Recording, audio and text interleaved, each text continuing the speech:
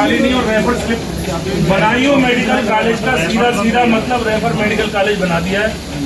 सबसे पहले रेफर बना देते हैं और भेज देते हैं सैफई जहाँ मर्जी। अरे मैंने अरे सुनो, अगर चाहूँ मैं सैफई देख रहा हूँ, लिटरली आपको देख बता रहा हूँ। एक बंदे को जिसको फर्स्ट एड से आप लोग कर सकते थे यहाँ पे भी, उसको हमने उसको सिर्फ फर्स्ट एड एक पैरामीटर या कोई सर्टिफिकेट या एनी मेडिसिन मुझे लगता है उसको आपने रेफर कर दिया। इस बार ये पूरा मुद्दा विधानसभा में आएंगे और जो भी इसके जिम्मेदार हैं उनके ऊपर कार्रवाई कराने की अब जिम्मेदारी हम लोग हैं।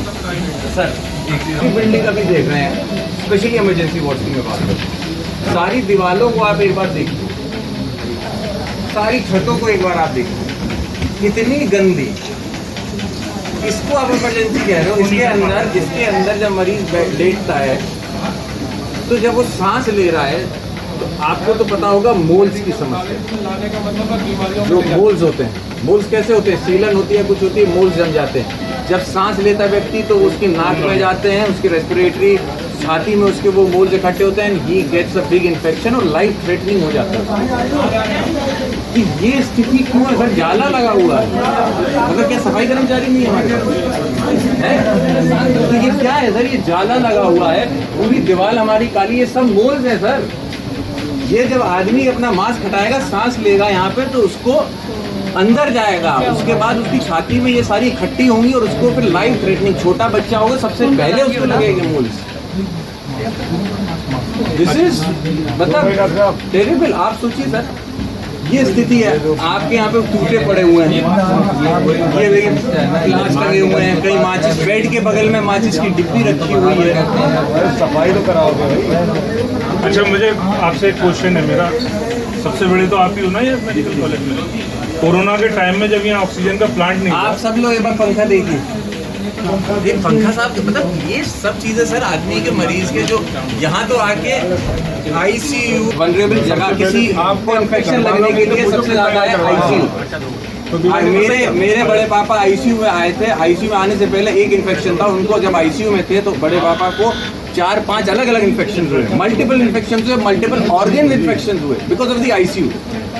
That too he was in a Medanta hospital, जिसके अंदर प्राइवेट हॉस्पिटल है, क्या ग्रेड वो क्लीनिंग का रखते होंगे। हम यहाँ सरकारी हॉस्पिटल के अंदर ये सुविधा इनको दे रहे हैं इन एन इमरजेंसी। एक इमरजेंसी वार्ड के अंदर हम ये सुविधा दे रहे हैं। अच्छा, जब कोरोना जब चला था और यहाँ पे ऑक्सीजन का प्लांट नहीं, आप कर सकते हो, आप लिख के दे सकते हो, आप हैंडओवर लीजिएगा ही मत। ऐसे क्या लोग हैं? हैंडओवर तो लेना मैं तो अरे भाई मैं यहाँ पे कार्यरत तो 20 अक्टूबर 2015 से, जिस दिन से सरकार नहीं, आपको चार्ज ये कब तक? मुझे तो अभी 15 दिन पहले मिले। जैसे मैं पहले आया था तो कोई और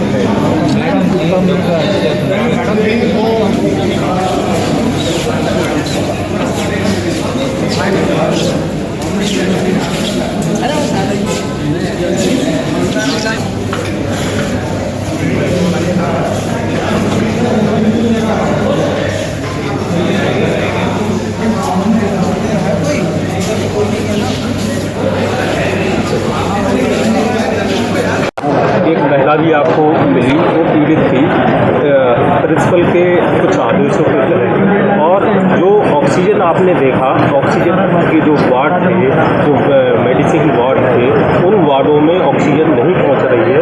और उसमें सिर्फ किसी में 6 में 3 जगह चल रही है, किसी में 16 में 4 जगह चल रही है और गंदगी है। इसको किस तरीके से देखते हैं? देखिए, बहुत निराशाजनक और दुर्भाग्यपूर्ण बात है कि जो आईसीयू जैसी संवेदनशील जगह पर ऑक्सीजन के जहाँ 16 से लेकर 24 तक बोर्ड थे, वहाँ 2, 3, 4 तक वर्किंग थे और बाकी सब बंद थे। मीडिया के लोग आप साथ ही साथ थे और सब चीज़ अंदर रिकॉर्ड हो रही थी।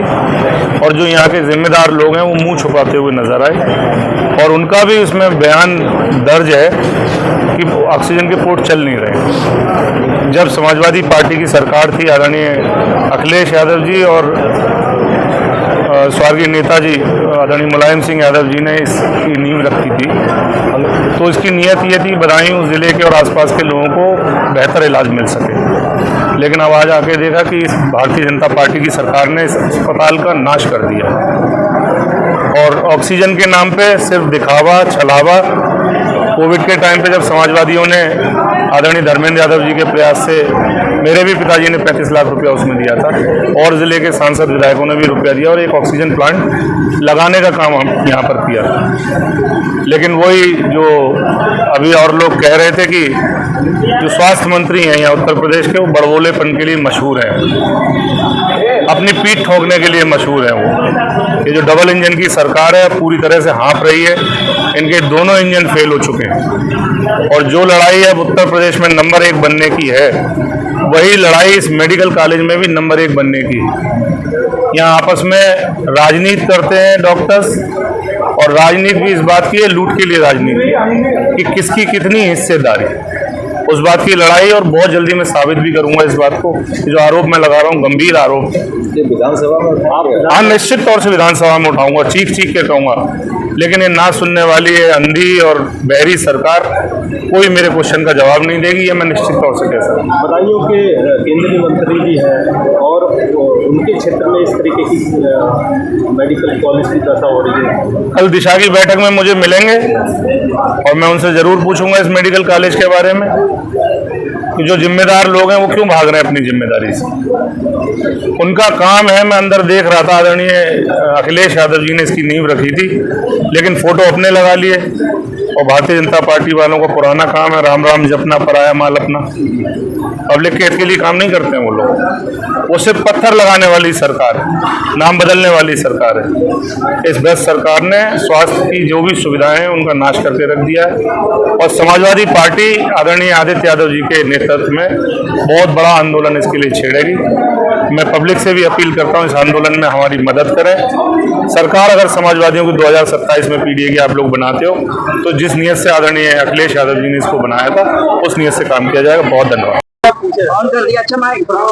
सांसद जी, आज आपने मेडिकल कॉलेज का निरीक्षण किया है, डीएम का आदेश भी था, उसके बावजूद सीएमएस चले गए हैं। क्या व्यवस्था यहाँ पर थी और क्या होना चाहिए थी? सीएमएस तो है, सीएमएस है। देखिए आज हम लोगों ने मैंने खुद अपने स्वयं और आंवला सांसद नीरज मौर्य जी, ब्रजेश यादव विधायक जी, हिमांशु जी, जिला अध्यक्ष आशीष जी, हम सभी लोग यहाँ पर आए थे और उद्देश्य था कि लगातार हम लोगों को बदायूं की जनता और आसपास के जिलों की जनता से, आंवला से शिकायतें आती थी कि जो मेडिकल कॉलेज जिस धारणा से, जिस उद्देश्य से बनाया गया था वो उद्देश्य पूरा होता हुआ नहीं दिख रहा। आज हम लोग यहाँ पे निरीक्षण के लिए आए और ये वो निरीक्षण है, मैं आपको बताऊं कि जिसपे हम लोगों ने कल जिला प्रशासन को अवगत करा दिया था कि हम लोग आएंगे। आप भी जानते हैं जब आप अवगत करा देते हैं कि हम इंस्पेक्शन के लिए आएंगे तो कई सारी त्रुटियों को ठीक कराया जाता है। स्थिति आज ये थी कि सारी त्रुटि ठीक करने के बाद भी जब आईसीयू के अंदर हम लोग जाते हैं, इमरजेंसी के अंदर हम लोग जाते हैं, तो इतनी गंदगी वहां पे हम लोगों को मिलती है। जाले लगे हुए हैं, फॉल सीलिंग जो होती है वो गिर गई है, उसके अंदर फॉल सीलिंग के मिट्टी पड़ी हुई है, जाले लगे हैं, मकड़ियां हैं। ये स्थिति इमरजेंसी वार्ड की।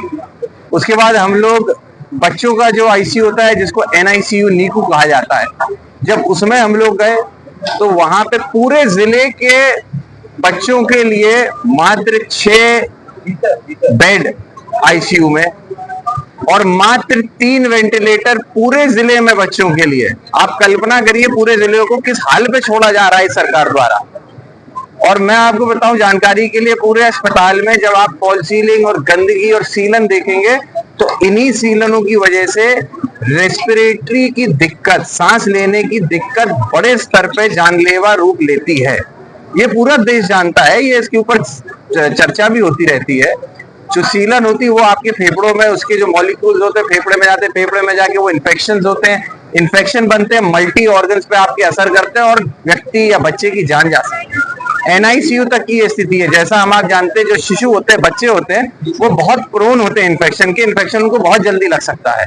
ऐसी स्थिति में जहां पे एनआईसीयू के अंदर अगर ये स्थिति हो, आप कल्पना करिए कि कौन व्यक्ति या कौन परिवार जो अपने बच्चे की सहमति चाहता है, भलाई चाहता है, कौन अस्पताल में आके इलाज कराना चाहेगा। क्या लगता है सांसद जी की, क्या समाजवादी पार्टी के द्वारा इस मेडिकल कॉलेज की नींव रखी गई थी, जिस कारण मेडिकल कॉलेज की?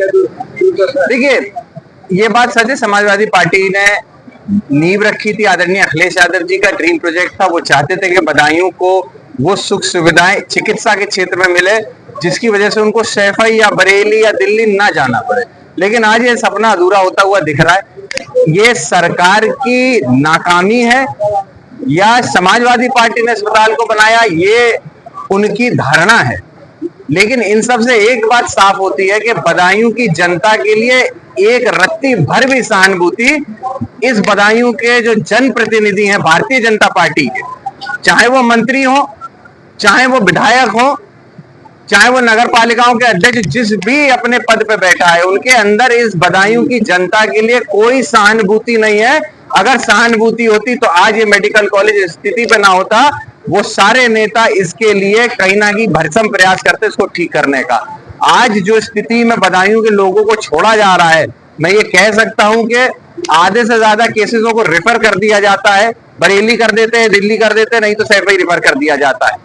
इलाज के लिए देखते भी नहीं। उससे पहले हमारे खड़े खड़े अभी यहां से 2 केसेस ऐसे रेफर किए गए सैफई ऑक्सीजन के अभाव में। आप कल्पना करिए, जब कोविड की महामारी हुई थी उस समय पे आदरणीय धर्मेंद्र यादव जी ने अपनी तरफ से एक ऑक्सीजन का प्लांट दिया।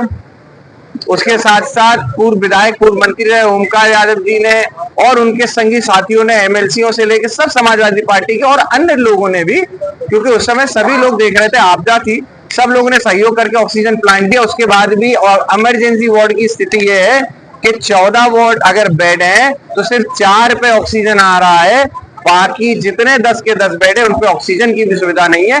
इसीलिए केसों को ऑक्सीजन के अभाव में, आप सोचिए, रेफर मरीजों को किया जा रहा है। ये इतने बड़े मेडिकल कॉलेज होने के बाद अगर ये स्थिति है तो ये बहुत बड़ी विडंबना है। बहुत ही हम लोगों को दुख होता है कि हम लोगों ने जिस कल्पना से, जिस सोच से इतने बड़े इंफ्रास्ट्रक्चर को तैयार किया था, आज उसको इस भारतीय जनता पार्टी सरकार साथ में अधिकारियों ने गर्द में डालने का काम किया।